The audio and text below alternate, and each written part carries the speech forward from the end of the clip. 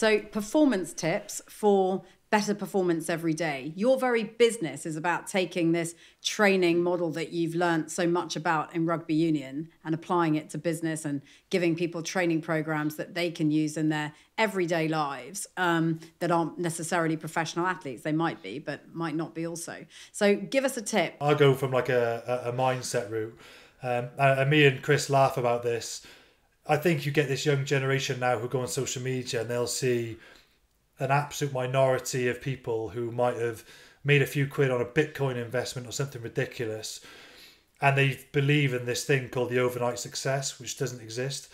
I think if you say like, what is elite and how do you get elite? Elite is doing things which other people aren't willing to do for an unusually long amount of time, knowing you might not get any reward for it for the short term, medium term. And it's willing to do those things, as Chris has said, whether it's, say if it's a training program, and it's not trying to sell anything, you could be a chiropractor, anything. You're not going to achieve anything much in 6 weeks. And that's the point where people, they work so hard for 6 weeks, whether it's business, whether it's with a PT or whether it's with sporting sense. And then at 6 weeks, they look in the mirror and they go, I'm not what I want to be.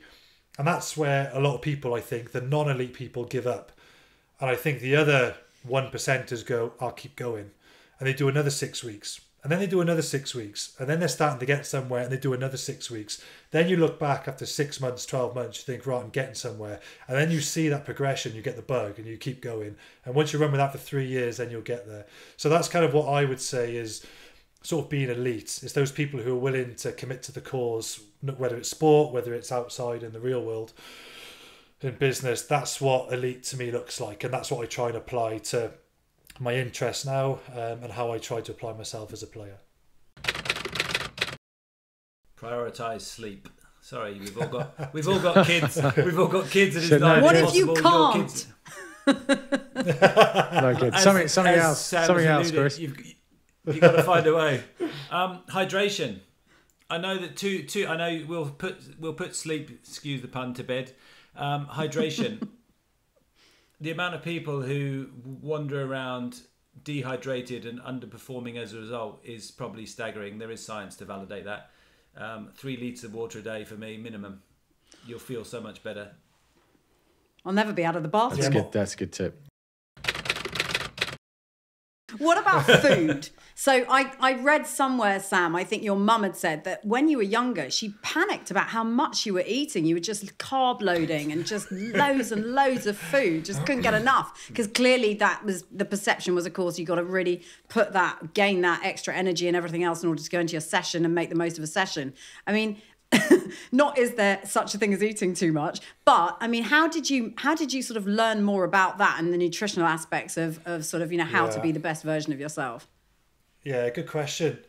Going to Chris's coachability point, I was so intrigued. I never wanted to leave anything off the table in the sense of like from a gains perspective. So I listened in what was the best thing I needed to do for recovery, whether you're talking ice baths or massage or sleep and all these things as a young player. And then same with nutrition. I used to, I read, I was back, I grew up I'm 88, so I grew up in the 90s. I was picking up bodybuilding magazines, reading about sources of protein and sources of energy and carbohydrate. And I had an unusual thirst to find out about nutrition. I remember doing GCSE PE and they were asking questions about nutrition. I was whapping my hand up all the time, saying, how many grams of protein and carbs are in a tin of beans and calories. And people going, how on earth do you know this? I'm like, well, I look at it because I know it's important for my performance and recovery and what I need to create adaptation. So I think because I was into that from a young age, and I got asked a question recently actually on the fitness platform that we run, is there anything I wish I knew now that I didn't know back then?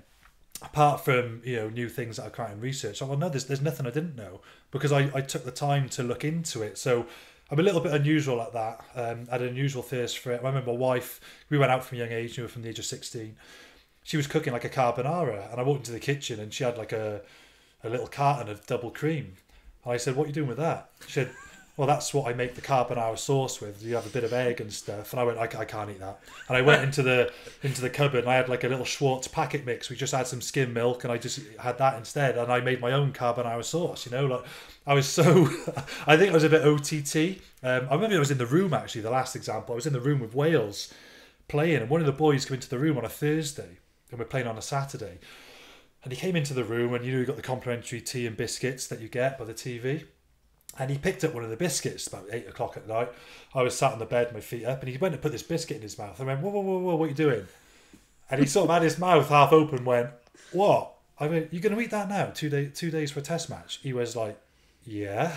And I was like, you're mad, I couldn't do that. Because I just felt like if I did, and I remember talking to Chris about this, if I did all my gym sessions, all my rugby sessions, my skills sessions, my sleep, my nutrition, this is obviously pre-kids, because I could be selfish and focus on myself.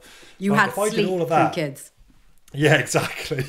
If I did all that, I would cross the whitewash and play my opposite number, and I'd be like, there's no way he has put in as much effort, got the diligence that I've got, the resilience, the toughness, the dedication, the time, the preparation. He can't be as good as me. He just can't. And that was just my mindset towards everything. I think it might have been a bit intense maybe for some people, and there was times I used to think I could have been an individual athlete, because I felt some of the standards that other players might display would really frustrate me when they didn't take it that seriously. But that was just what I was like. And don't get me wrong, as I grew older, I learned to calm down. I would have a bit of brownie, a couple of days for a game. I did calm down a little bit. Only just, I remember I said to someone, I'll have a bowl of Cocoa Pops, I've calmed down. They went, whoa, you're crazy. They're talking like 10 beers, But yeah, so I did relax a little bit. But yeah, I've always had that diligence, I guess. And was that a mechanism, a way of taking the pressure off, that you felt that you'd done everything you possibly could, the preparation, therefore the result would be what it will be? My own perspective, I found if I hadn't done that preparation work, that's when I felt nervous going into a race. Yeah, that's such a good point. Confidence, I found, and Chris, you'll know from the conversations we've had, hundreds of conversations growing up, people say, where'd you get confidence from? I get confidence from preparation. If you prepare to the best of your possible ability, you're going to be way more confident. And a simple layman's example would be, if you're doing a best man speech and you've done no preparation for it, you're going to be absolutely crapping your pants when you go up there in front of 200 people. If you've practiced it and you've structured it properly and it's got a good flow and you've done it diligently, then you're going to be way better prepared and not feel half as nervous. So you get confidence from preparation. And I always sort of did that, made sure I did tick all the boxes in the week, and then I go into a match feeling the best that I possibly could. It's interesting that, isn't it, actually? Because I always find, I don't know if Rachel found this with you, Sam, but I find with Ben, when he's in the competition, he's a nicer person to be around. Because this is all part of this conversation. No, but because you've done the preparation. And the preparation is where the hard yards are, right? Like you say, it will be what it will be, because you've done all the hard graft in the lead up. And that's the bit that's always really hard work. But the bit where you're actually in the competition, I find, is the most relaxing, which is ironic. But that is how I think you guys live your lives, is it not? I was a really nervous, anxious person on match day. I'd wake up, the moment my eyelids opened up, I'd be like, match day. Couldn't eat, really struggle. Family would come to the hotel to get tickets. I'd leave them behind reception, wouldn't want to speak or engage with them. But then when I'm playing a game, I've never been nervous for 1 minute of any game, because that's just my comfort zone. I know I'm good at it. It's what I'm comfortable doing. And I'm like, if I feel like this during a game, why do I feel all this nervous, anxious energy on the morning of the match and the bus ride in and stuff? So I can't explain why I had that. But you're right. Once I was in the competition, that's almost your comfort zone. It's quite strange. And so people are like, how do you cope with crowds and the noise and the physicality and the fitness demands? I'm like, well, that's what I've been trained to do for the last 15, 20 years. That's actually what I'm comfortable doing. It's the other stuff I found uncomfortable. So yeah, strangely, I agree with Ben on that.